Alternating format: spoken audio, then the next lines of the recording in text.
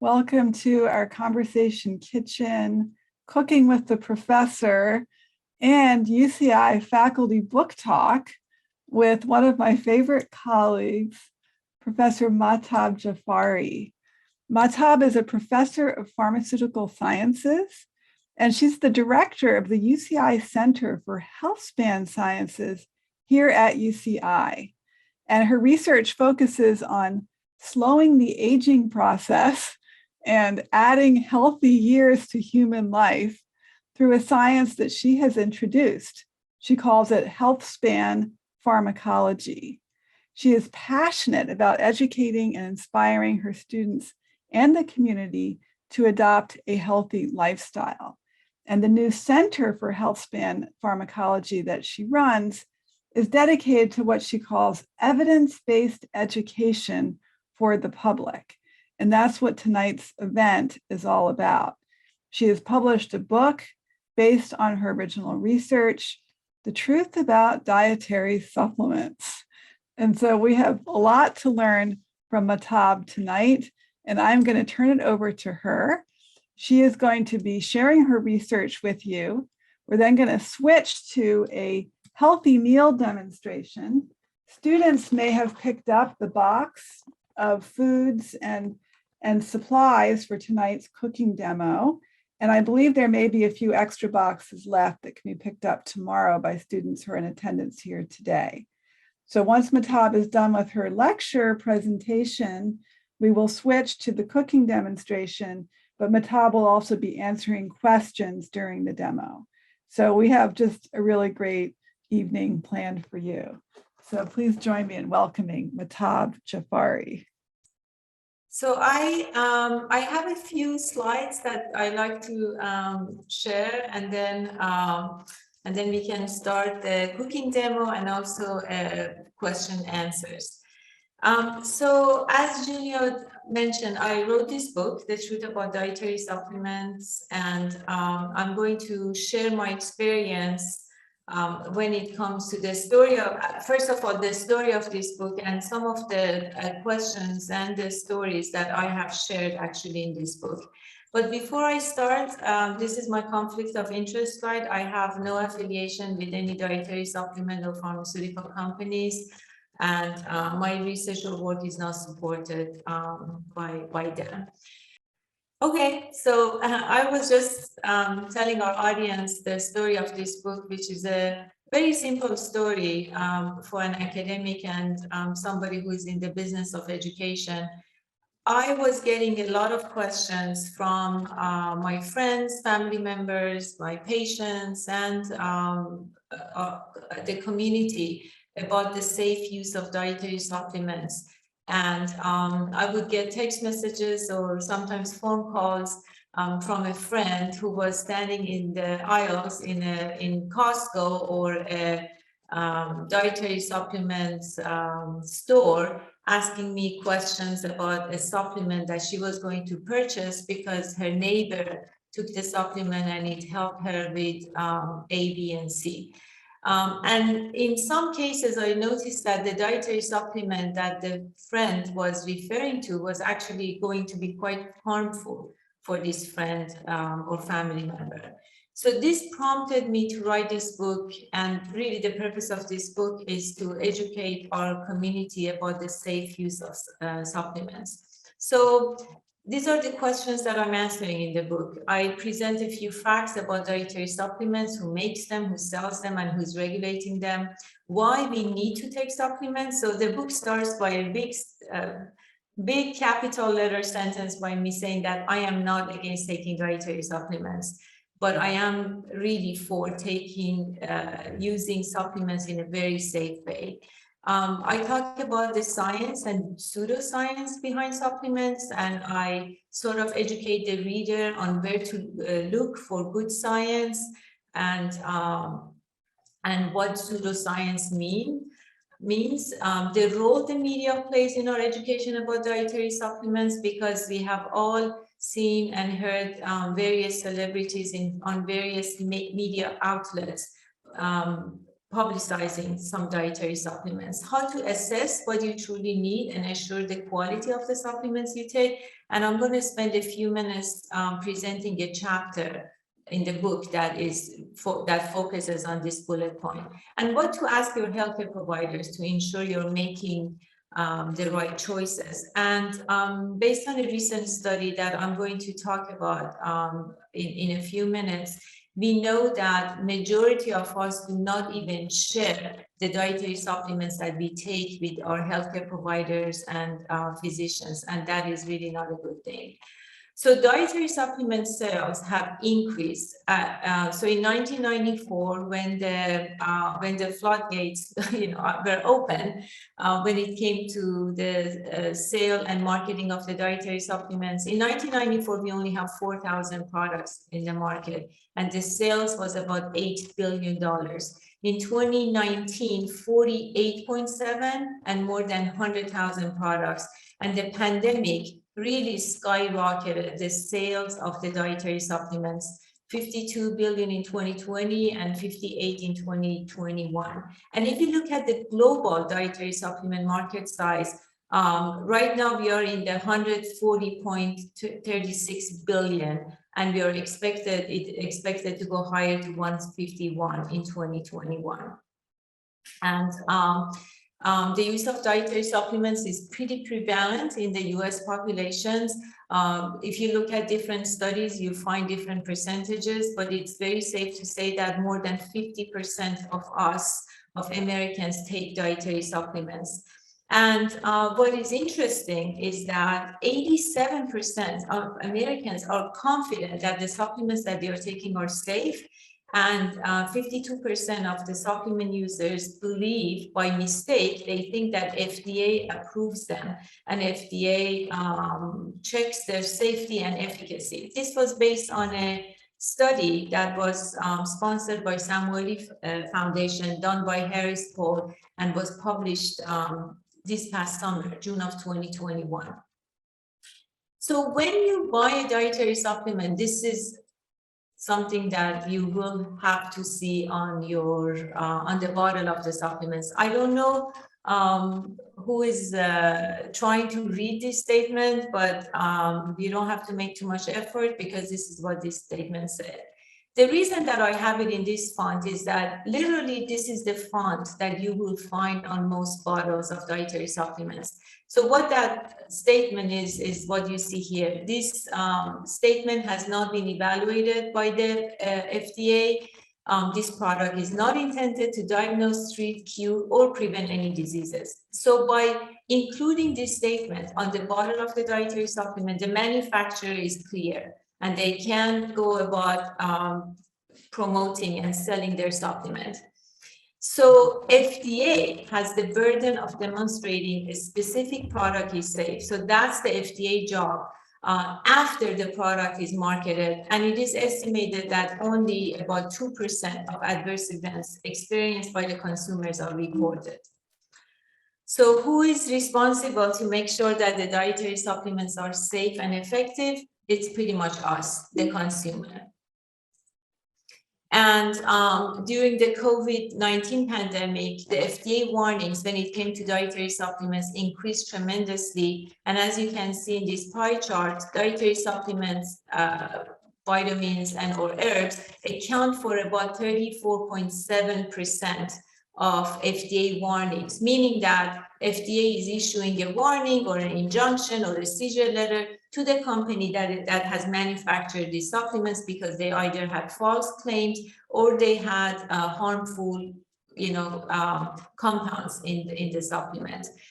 This is, unfortunately, this study has not been repeated. This study was published in 2015, showing that emergency department visits for adverse events related to dietary supplements is very high, 23,000 emergency department visits per year.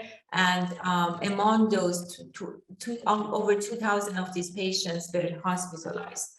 But another study was published, and this graph really shows what those dietary supplements were. And if you can see on the left side, weight loss products, mostly in women, were among the ones that caused the highest number of adverse events.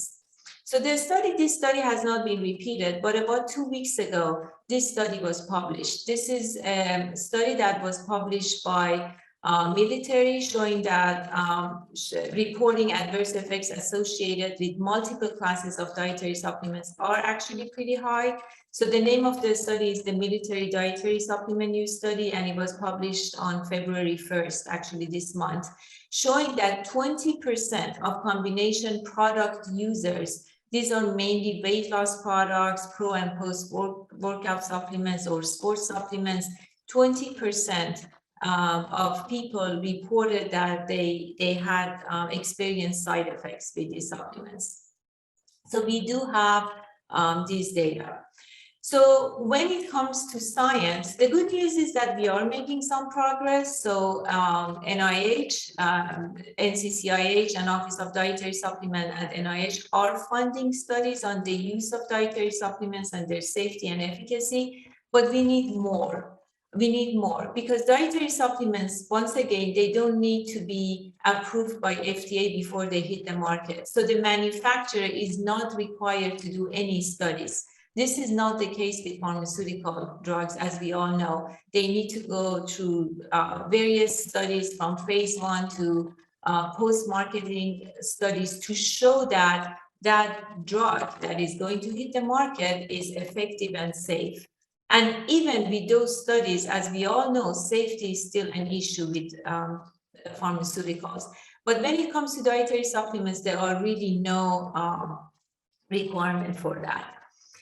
So when it comes to science, we still need to do the science. We are just lagging behind a little bit. But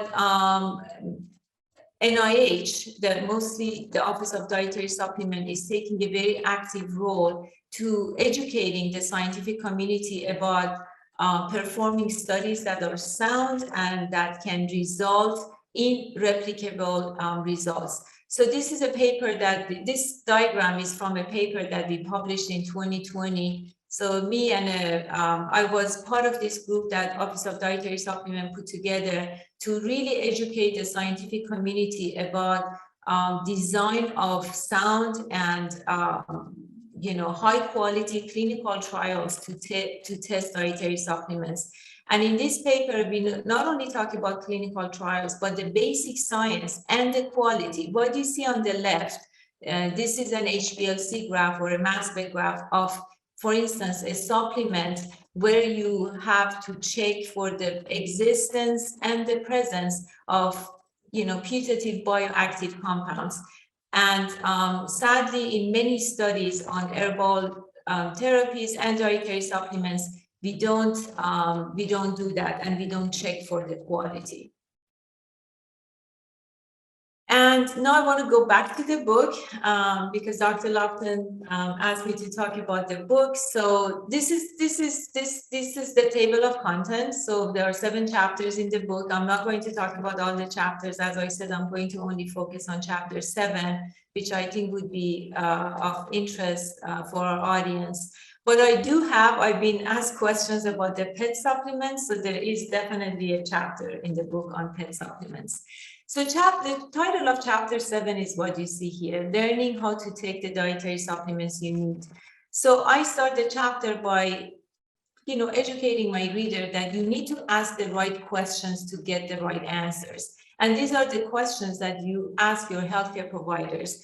And usually the best question is to ask for the right blood test. So most of us get an annual checkup every year, and we had a complete chemistry, lipid panel, you name it. So we check for those numbers. We check those numbers. It would be wise to also ask our healthcare provider to add a folate, to add vitamin B12 levels, iron levels, vitamin D levels, and even trace elements. It is a good idea if you want to learn how to take the right dietary supplements to check the manufacturer. And I'm going to show you in the next slides how we can do that. We need to monitor efficacy. I find it amazing based on some of the questions and the stories that I hear that we take a dietary supplement for a reason, but then we don't monitor efficacy. One of the stories that I talk about in the book is a friend of mine who was taking an herbal supplement. And when I asked her why you take it, she said it's to increase my energy. And then I said, do you see an increase in energy? And she said, I don't know. I'm sure my energy is increased. So we have to become a bit smarter when it comes to monitoring the efficacy, because if they are working, if the dietary supplement is working and they are, you are seeing an improvement, obviously that means it's working. So that means that they are having a pharmacological properties. And it is good to know that pharmacological property or the physiological change that you see, is it from the supplement or that natural product that you think you're taking, or is it because that dietary supplement is adulterated and it contains hidden pharmaceuticals that we don't know about? Monitoring safety, I can emphasize more on how important monitoring the safety of the supplements are. And we are not just talking about toxicity, we are also talking about drug supplement and supplement interactions. And then at the end of each chapter, which I'm going to show you in the next slide, there are takeaway and additional resources boxes. So for instance, in chapter 7, these are the takeaways. This is pretty much the summary of the chapter. You see here 2 stamps. So these are the logos of 2 of the companies, US Pharmacopoeia and NSF International, that assure a better quality for the supplement that you take. So if you want to be 100% sure that the dietary supplement that you are taking has been under some sort of quality control evaluation, we should be looking for one of these 2 stamps. Additional resources are usually links and websites that we can use to find more information. For instance, even in my Life 101 class for undergrad students, I talk about the importance of proper disposal of unwanted drugs, and in this case, dietary supplements. So I have listed some websites here that you can check to see how you can safely dispose of your dietary supplements.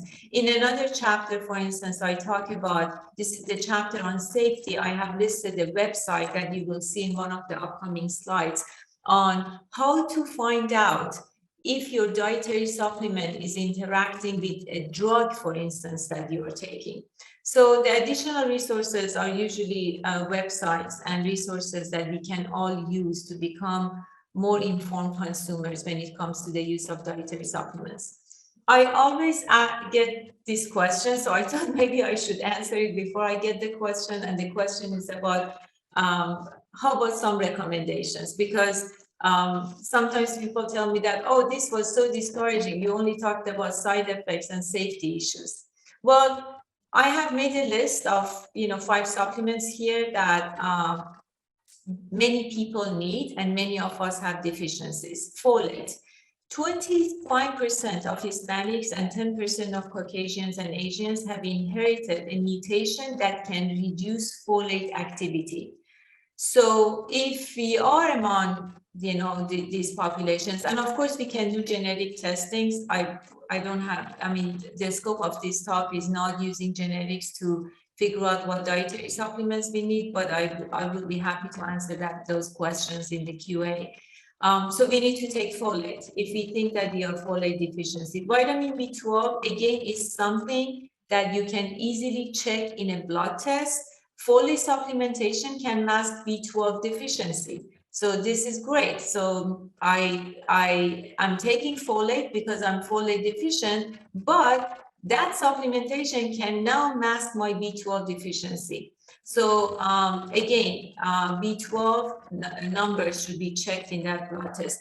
Vitamin D is the topic of a number of controversies and a number of debates, but the safest way to know if you're vitamin D deficient or not is to do a blood test. And if your numbers are above 20 nanogram per milliliter or 50 nanomole per liter, the chances are you're not vitamin D deficient.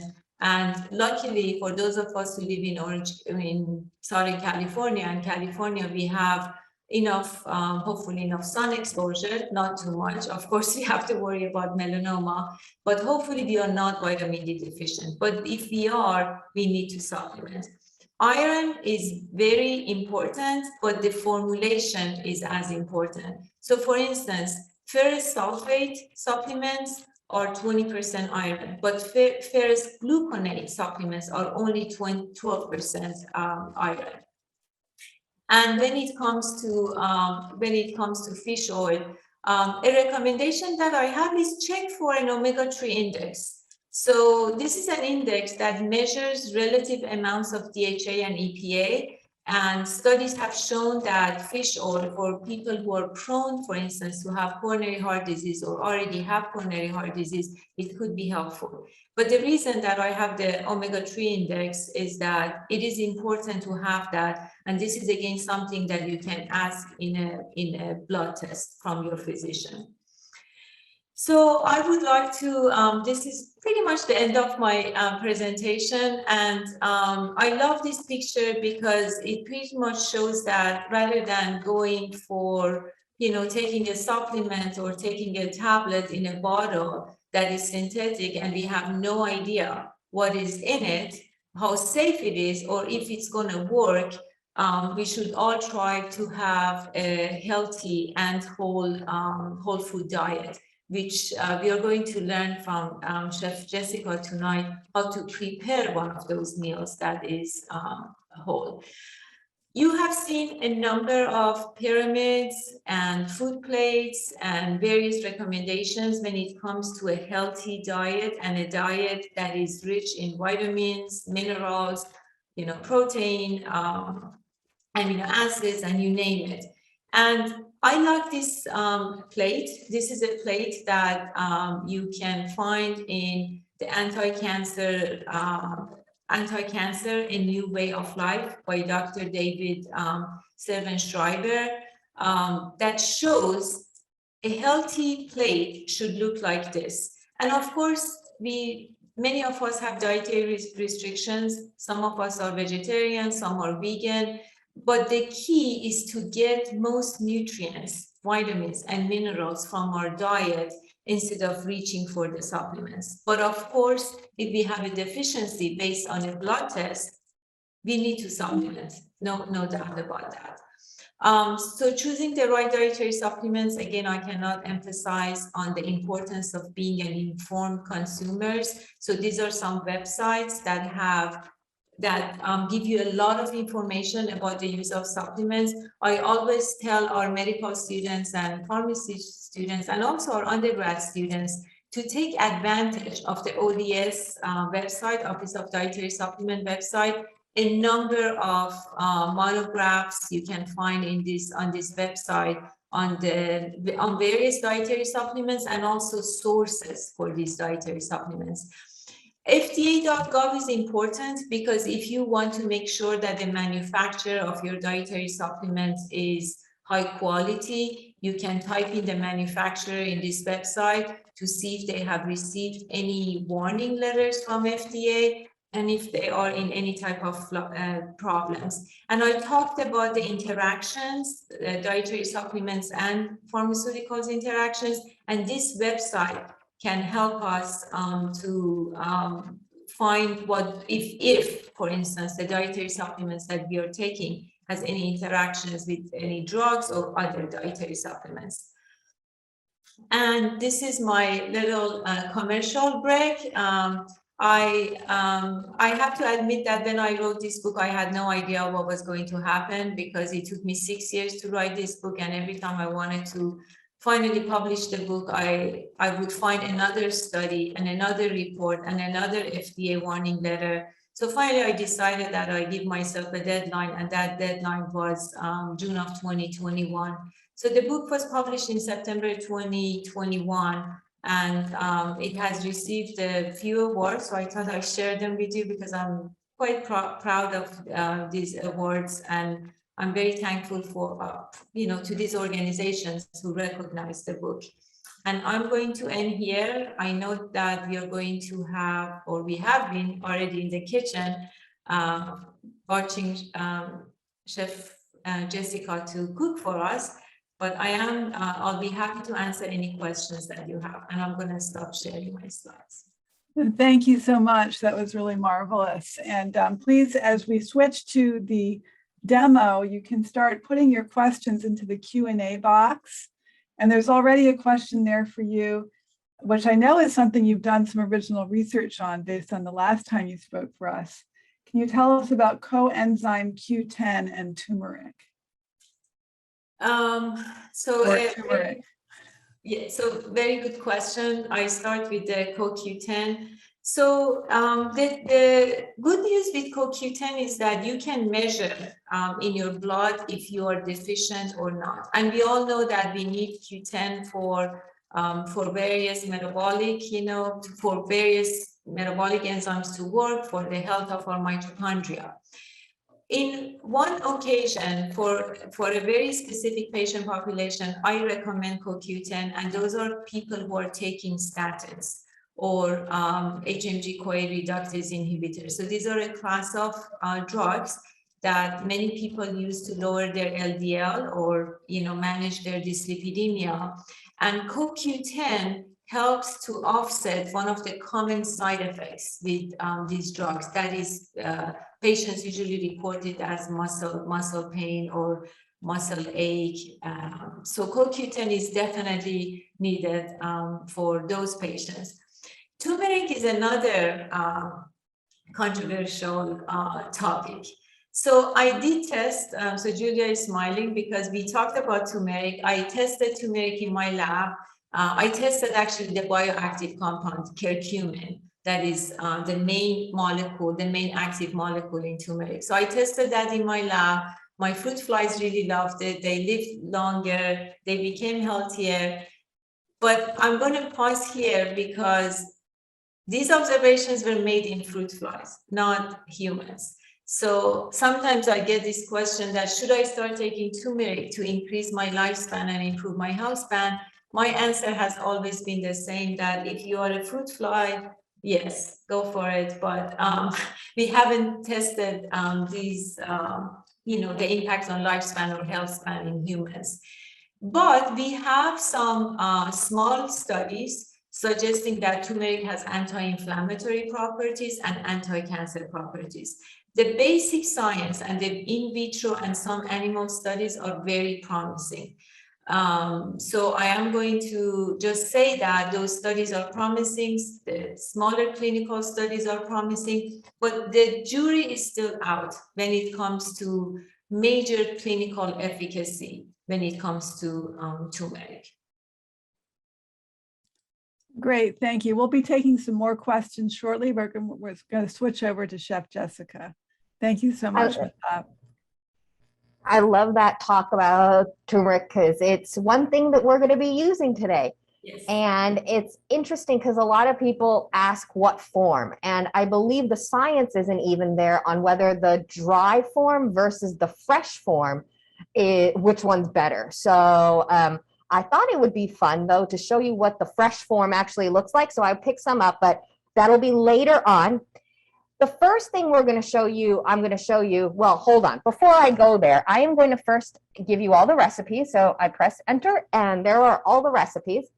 They have been created by Chef Eric, who will come on camera in a couple minutes. But he helped me develop these recipes. I got Mahtab's book, went through it, and kind of picked out ingredients that I know, having taught culinary medicine, are important to supplement the five things that she was talking about. So the folate, the vitamin B12, vitamin D, the iron, and the fish oil.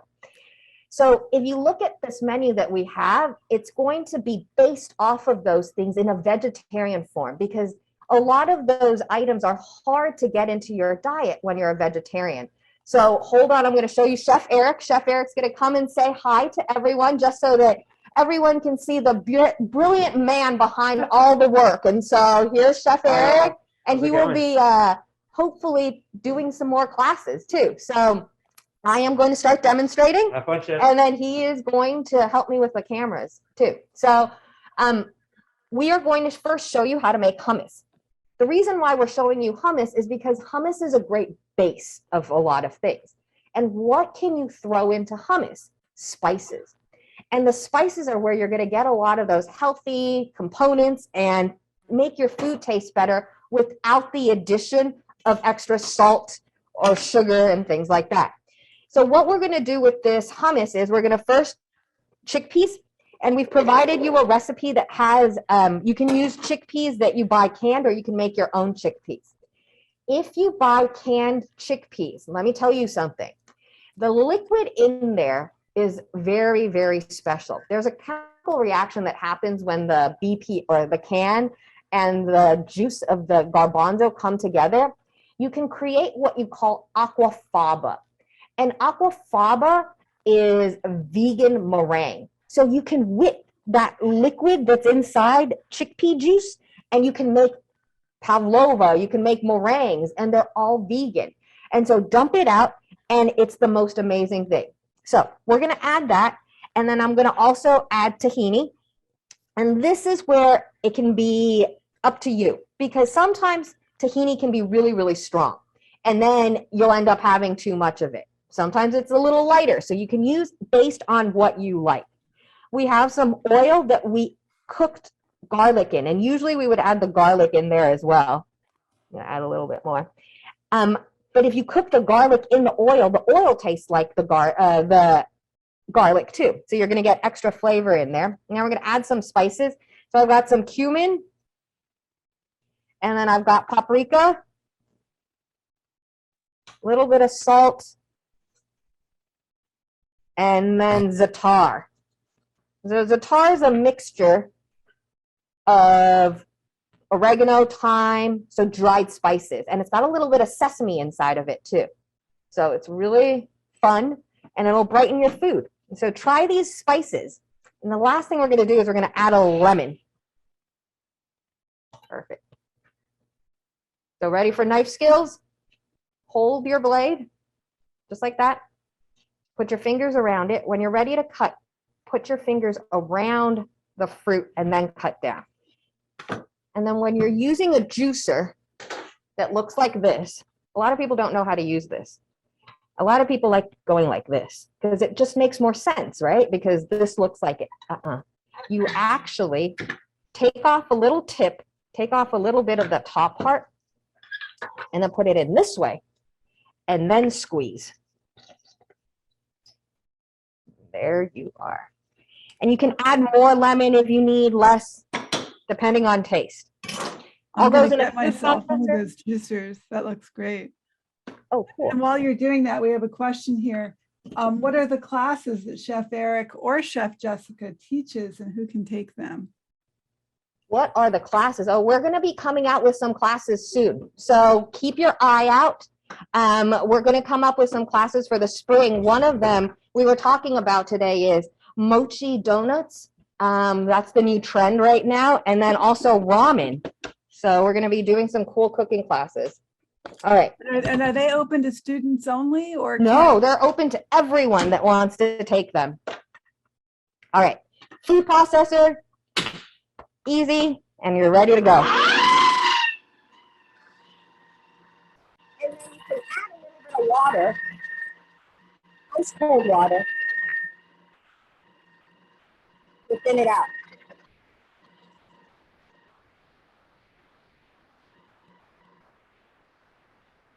And that's it. So one of the classes that I teach for the medical school students is a class on the anti-inflammatory diet. And for that class, we do 4 different types of hummus. We do a kimchi hummus, a miso hummus, and then I think an Indian hummus, and then a coconut hummus. So think of all the varieties and different things that you would be able to do with hummus. All the different flavors, all the different spices that you can add. And the great thing about hummus, it freezes. So make your hummus, freeze it, and then you can use it as you need. It can be used as a spread, instead of mayonnaise.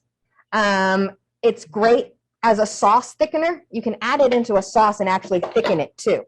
So that is your hummus. And when you serve it, you can sprinkle a little bit more of the seasoning right on top, just like that.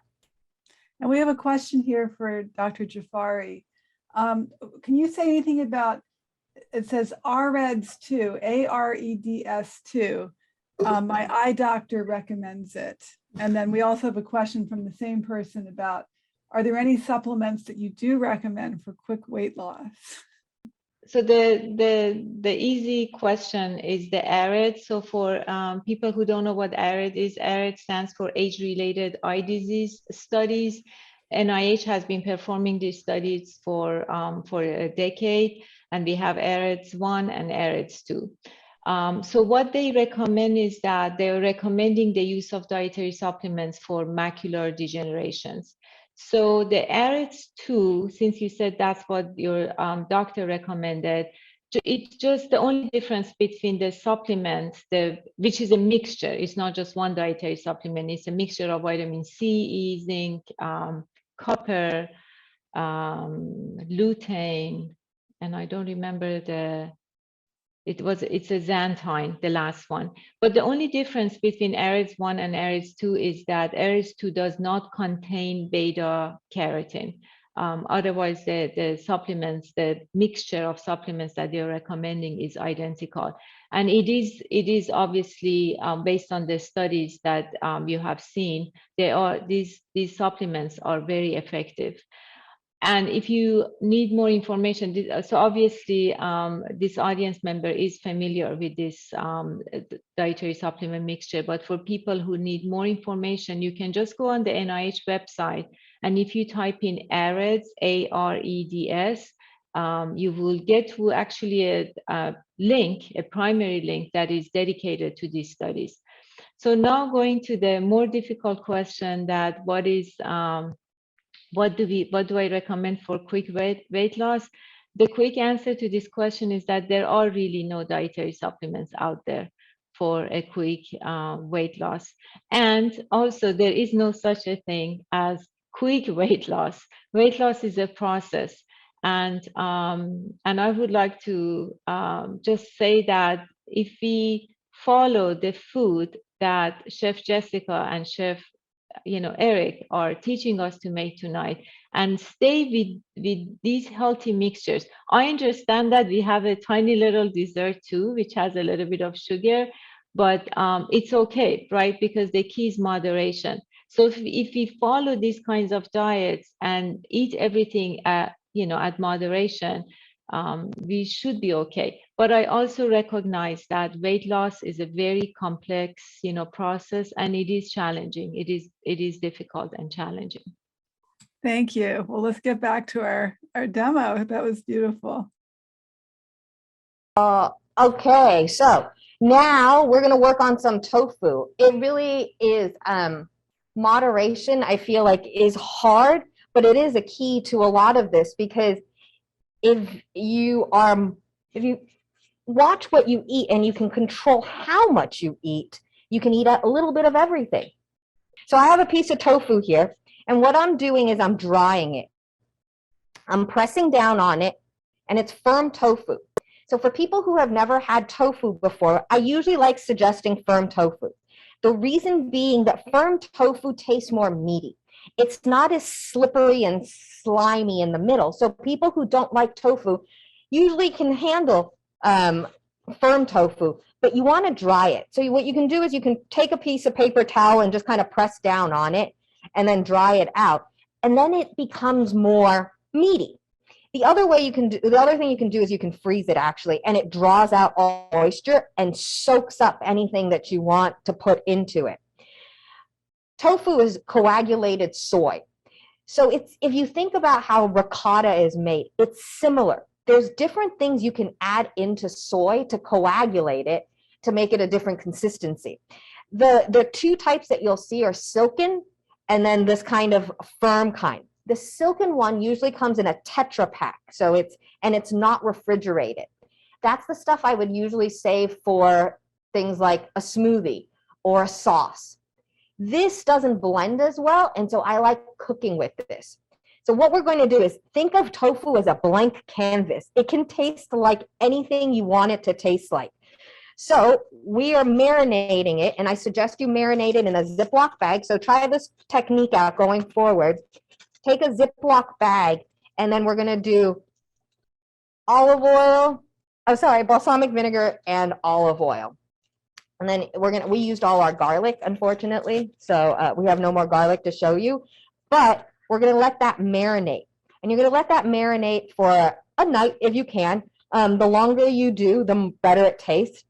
You can do this with protein, any kind of protein you want to. If you're doing chicken, I wouldn't do it overnight, probably just a couple hours. The balsamic will disintegrate it. So then we've got that going. And the other thing we're going to add is mushrooms. So mushrooms have that vitamin D that you're looking for. Mushrooms are great because they give you a bite, and they have so many different nutrients in them that just make food healthier. So what we did was we combined all of these things and we put them in a big pot, okay? Or a braising pan or whatever you can put it in. But you're gonna place it in a container that can hold the braising liquid, and then you're gonna put your tofu right in there. And then you're gonna put your mushrooms right on top. Okay, so you're gonna throw some mushrooms in. And then you're gonna throw thyme, French thyme, bay leaf, and you're just gonna cover that, and you're gonna let that simmer for about 30 minutes at 300 degrees. So very, very slow cooking. It'll pick up all those flavors. And the best part is if you let it sit overnight again, which we did, it picks up even more flavor. And you're left with this gorgeous tofu right here that's been cooked. It's got all the flavor inside infused, and then we served it with a little bit of the mushrooms too. So the braised mushrooms that were braised together. Now, the other part of this is our carrot mixture. And here is where we're going to finally talk about our turmeric. So you see these little guys right here, these ugly. They have got to be the ugliest things in the world, and they stain everyone. They will stain everything that you touch, work with, anything. So this is the best tip I can give you. Use a spoon, okay? And this is the same thing you do with ginger. You go and you just scrape it. And that peels it for you then, and it exposes what you need. Then you can go in there and take however much it is that you need. You can grate it with a microplane. You can chop it up if you want. You can even just take a piece and put it in some hot water and drink it as tea. The thing about the powdered turmeric that I read about is that you just don't know where you're getting. And you don't know if they've cut that, just like people when they buy oil, they'll cut oil. You don't know if your spices have been cut. And that's why I always suggest when you are buying spices, buy them whole, because then you can see them and then you grind them and then you know where you're getting it from. It's not going to be filled with some kind of filler of some kind that you didn't know. Now, the proportion for dry to fresh for turmeric, there really isn't any. The turmeric there's just a little bit of flavor. It's not very strong, and we use it for color a lot of the times too. So use it as you want. Use as much as you want. Really doesn't, it's just earthy. So then this is a sauce that we made. We pureed roasted carrots. And so we made roasted carrots. And then what we did was we combined our brown rice and quinoa together. So you just grab a bowl, and you do need to cook them separately, unfortunately. Brown rice and quinoa, Instant Pot is your best friend. And Chef Eric went as far as actually making a veggie broth to cook it in. So you're getting extra nutrients now because the broth that we used has all the veggies inside of it that are now going into your rice. So when you're doing this, cook them separate.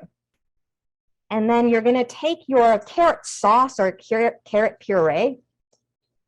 And I do not eat carrots. So for people that don't know me, I do not eat carrots for the life of me. They are amazing. This sauce is amazing. That carrot sauce is just not the one you're looking at, but it was 6 pounds of carrots just cooked down with a little bit of oil, a little water, a little butter, and some salt, and it concentrates the carrots, the beta carotenes, and we have cumin and turmeric in that. So you can taste actually how healthy the rice and quinoa are with the carrot puree in it. Yeah. And think you can keep this carrot puree around and you can add it into even pastas and things like that. And then you're getting that extra beta carotene and all those other great things in your diet. We try to always say, eat the colors of the rainbow every day. You're going to get your phytonutrients that way. So all those great healthy things, eat the rainbow if you can. Try to go through all the colors every day and see if you've hit each one. So then you've got your rice and quinoa ready to go. And then you would serve that with your tofu. Any questions? All right. Mahtab, what do you think about this diet here? This is great. I'm learning so much, and I just wanted to add to this anti-inflammatory diet, because it is not very difficult to have an anti-inflammatory diet, but we have to be intentional and pay attention. And there are, lots of publications on the importance of anti-inflammatory diet for heart disease, for cancer, for autoimmune disorders. So I think that we should all try to have the anti-inflammatory diet. And then when it comes to supplements, we are always looking for anti-inflammatory supplements, like what supplement is going to reduce my inflammation. Really, the best supplements is what you see on the screen here, all these colorful vegetables and we don't see fruits here. I don't think there are any fruits, but all the fruits and vegetables in different colors, as Chef Jessica said, rainbow. Just follow the rainbow and have like different colors of fruits and vegetables on a daily basis. A friend of mine told me that she has like a little coloring book on her kitchen counter, and every time she eats like a fruit with a specific color, like avocado, she takes the green, pencil, and she draws something. And she said, this is not only relaxing, but it also makes me aware of what I have eaten all day. So colors are very, very important. Beautiful. And they really are, because I was reading about the different colored cauliflowers we now have. And so there's orange cauliflower and the purple cauliflower. It's actually an accident that they found the orange. So read the history about that. It was an accident. They were just testing it out and they realized, oh, wow, this cauliflower will pick up the color. And so it actually contains beta carotene. So the colors of whatever cauliflower, you're going to get those phytonutrients that you would find in other colored vegetables. So the purple cauliflower has the same nutrients as purple cabbage. And the orange one is the same as the carrots and beta carotene. Not to say that there's anything wrong with white cauliflower. It's just amazing how colors really can make food healthier. Not that they're not healthy alone, but it's just really cool. And so I wanted to just serve this dish with a carrot sauce, but Eric went a step further and put the sauce in the rice, and then we decided to do an extra yogurt sauce. So yogurt sauce is just so great because it brightens food up. It cuts through anything that's too salty. It cuts through anything that's too sweet. It's just a great balancer of all food. So what I have is a little bit of Greek yogurt. Again, cumin, ground fresh if you can. And then we've got fresh herbs. And this is where you get to play around.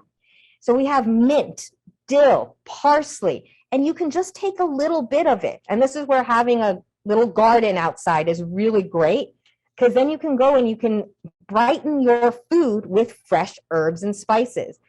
And for those who are on UCI campus, we are about to build, hopefully, our first garden here at the Arc. And so we are in the process of getting a edible garden where we can maybe teach people how to cook from it.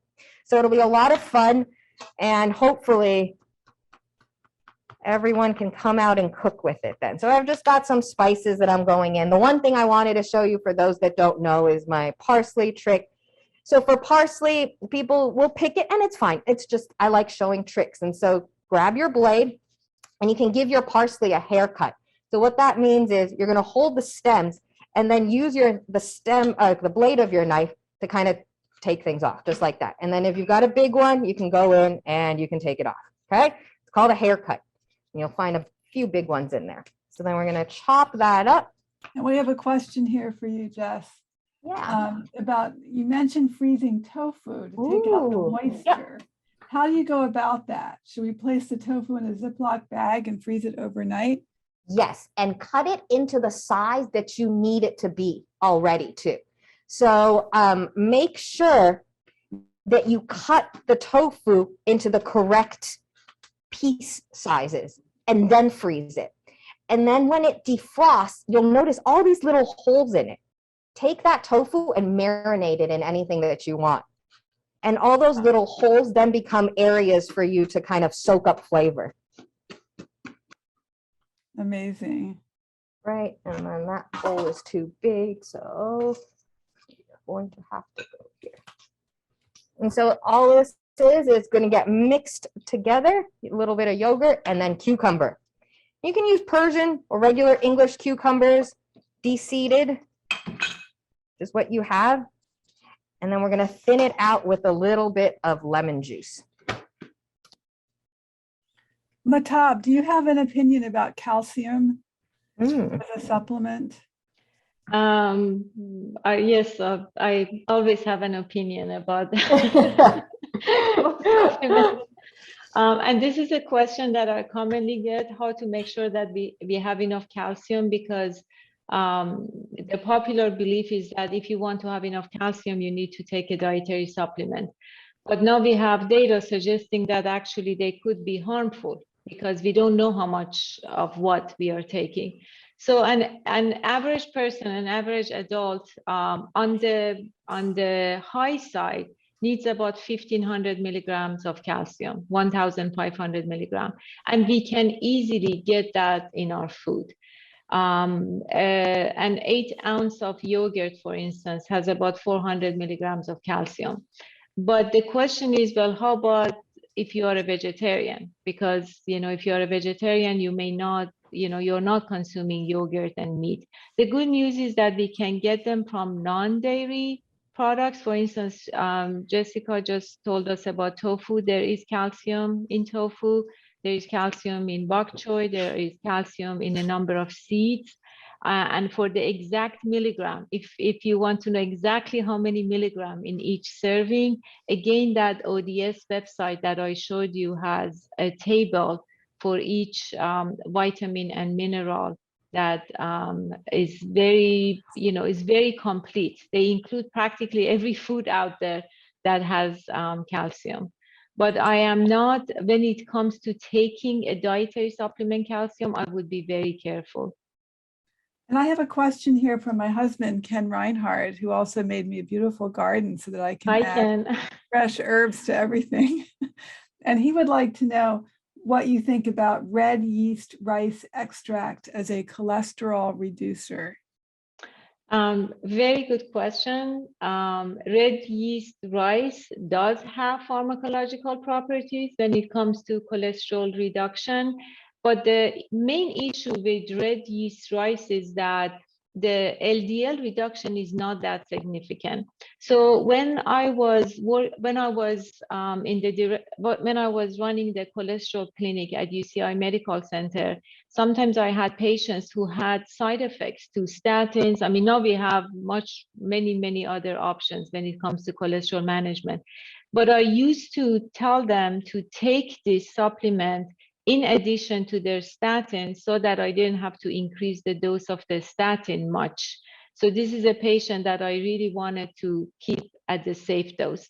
But now the question is this: how about the quality? Because I can sit here and say, oh yeah, red yeast rice definitely works for cholesterol management.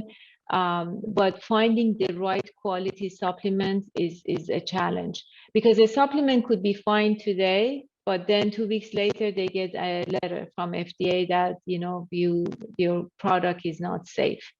And as far as the efficacy goes, it is effective, but it's not that much.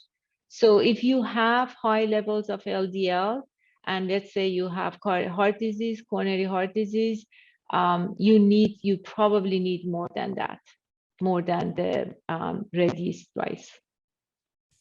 It looks like it's time for dessert. Yes, chocolate. There's nothing wrong with chocolate. Again, moderation. If you Chocolate are is worried, great. yeah, if you want. Chocolate is my drug of choice. Right next to caffeine. Right next to caffeine. What's cool is that the chocolate, if you really are worried about sugar content, there's a brand called Lily, and Lily's chocolate is a little bit lower on the sugar scale. So if you're interested on a lower sugar brand, Lily's is a good one. And Jessica, I recently found another brand that uses monk fruit for sweetening. I don't know if this is the same brand, but I think it's a Hawaiian brand, and it is low glycemic. It has low sugar, and it uses monk fruit. So a lot of the dietitians, the registered dietitians I've been working with recently, have been asking me to use more of the monk fruit sugar substitutes instead of even stevia or anything else. Really, they've been asking for those. And so, but we aren't going to be doing that today. We are going to be showing you something different, though, that I thought would be fun. So we melted some chocolate with butter. Yes, it's a significant amount, but we're eating a small cake, okay? It's not a big cake that we're eating. I'm going to use 2 eggs, and then we're going to whisk that together. Now, if you like the consistency of the cake that you have, I'll give you a little bit of a tip. Our great chefs here decided to separate the eggs for you. So they separated the egg whites and the egg yolks, and that's where you get that more lift then. So if you separate your egg whites and egg yolks and mix them separately, you'll get more of a lift out of it, and it's more of a souffle then. I'm going to add my sugar and a little bit of salt. And you do want to add the salt because this does have a lot of sugar. It has sugar in it, and it cuts through that then. And now the most beautiful thing we're going to add in here. Amaranth flour. So for those who have never had amaranth flour and you're eating this cake, that's what that little bite that you are getting in. Amaranth is an ancient grain, and it's something that's coming back. You can actually buy the flour now, but we actually bought the seeds, and I wish we pulverized all of it. But all it is it's a little, you can look it up, and it looks like a little Rice Krispie. And you can pop them. They are crunchy. They're great on salad. You can really add it into a lot of great things. And the other thing you can do is you can make a flour out of it, which is what we did. And then we baked it into a cake. And so it doesn't have gluten in it. The amaranth, obviously, because it's gluten-free, but still don't overwork it. Just mix it till it's enough. And then we filled it into these little cute ramekins and then put some fresh berries right on top. So I already ate mine. I know. Everybody in the office has been eating them. They've been great. Yeah. So enjoy, everyone. Thank you so much. And I hope you do enjoy the food. There is a question here before we sign off, which is about raw agave. I guess that's for the chef or the pharmacist. Can it be used raw, and how? Raw agave? Yeah. Can you use raw agave? If you wanted to make tequila, maybe? Agave in the raw. Yeah, agave. There's the liquid stuff you can use almost as a substitute for any kind of sugar. But if you're talking about like the plant, that I don't know how to extract from. Target, Amazon, they all carry a wholesome, organic, raw blue agave. Yeah. Huh. Yeah, I don't know. I don't know about the raw agave, but agave is used as a sugar substitute. Although we have to remember that it's not a low glycemic, because some people think that, oh, this is natural. If you have diabetes or you are pre-diabetic, this is probably not the best idea. And I'm so glad, Jessica, you made the comment about the difference between monk food and some of these other sweeteners, because most of us think that all these artificial sweeteners are safe for us because it's not sugar. It's sorbitol. Most of them are sorbitol, and sorbitol is metabolized in our body to fructose. So from glucose, you go to sorbitol, and then you go to fructose. And fructose is really bad for us. And now we have so many studies pointing to fructose as the major enemy and not so much glucose. A healthy amount of fructose is good. Most fruits and vegetables, they have fructose in them. And there is nothing wrong with that. But you know, if we consume it excessively, then that's not healthy. And I think one of the problems with the juices, with juicing a fruit and drinking the fruit juice, is the high amount of fructose in that juice, that you don't get that with the whole fruit. If you eat a whole orange, the whole orange has about 8 grams of fructose, but you juice the orange and you have a glass of orange juice with, let's say, 6 oranges, that's a lot of fructose. And that we have another question here about heating the food, Chef Jessica. What the food that came in the packet? Can you give us some? I think people are hungry, and they're going to go. I would maybe say they won't eat their cake first, like I did, but so, all you have to do is, Chef Eric is going to put it in the chat too, but about 60 to 90 seconds in your microwave.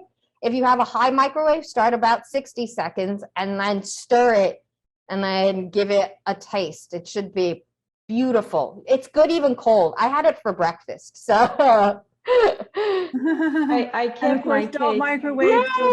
Yeah. So please, if anybody would like to pick up an extra box and didn't get a chance, feel free to email me, and my email I will put in the chat too. And that way, if anybody does, first come, first serve. I have a few more left, and they're still good. They're all refrigerated. Delicious. All the food was great. And Dr. Jafari, it was so wonderful learning from you. We hope we can have you back next year to continue educating us about how we can eat better and enjoy what we're eating and use all these spices and herbs and fresh vegetables to enhance our diet. Thank you. I just want to answer one of the last question in the chat box, if it's okay, Julia, if you have time. Yes, of course. Okay. Please. So the Sure. question, and I'm very passionate about this topic, so I would like to answer. The question is about using supplements that with claims for mental health, depression, etc. So I want to go back to the fact that the quality is important. So one thing, because we don't have time to for me to give another half-hour lecture on supplements for mental health, but my advice is, if you see a blend, if you are picking up, and the reason that I know the answer is because I've been getting this question repeatedly. So if you pick up a bottle of a dietary supplement that has a proprietary blend, so the blend has 25 different herbal extracts and botanical extracts, and the claim is that it is going to improve your mental health, I would stay away from that, because the quality of 25 different things in a mixture, and we don't know which one is doing what, we don't know which one has the right quality and which one doesn't, and there are really no studies. Are there studies, for instance, showing that St. John's wort may help with a mild depression? we do have data suggesting that. But again, I highly advise everyone to talk to their healthcare providers to make sure that the supplement, St. John's wort, for instance, is not interacting. Many supplements claim that they increase your GABA levels, which means that you're going to be calmer and you're going to be relaxed, more relaxed. I would also advise that you definitely talk to your healthcare providers, because sometimes they don't have what they claim they have, and sometimes the mixtures are really not that safe.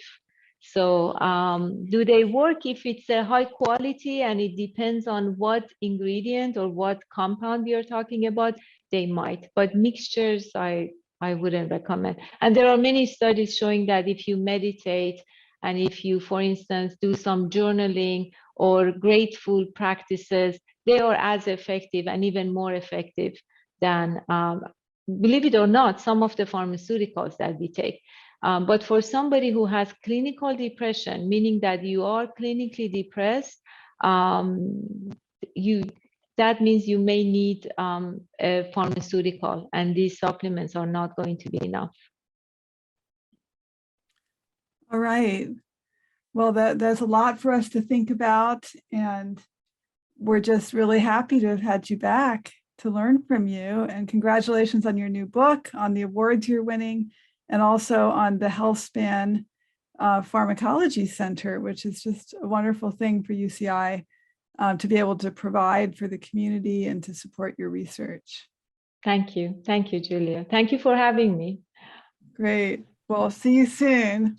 Yes, thank Bye. you, Chef Jessica. Thank you. Bye. Bye. Oh, thank you so much for Bye.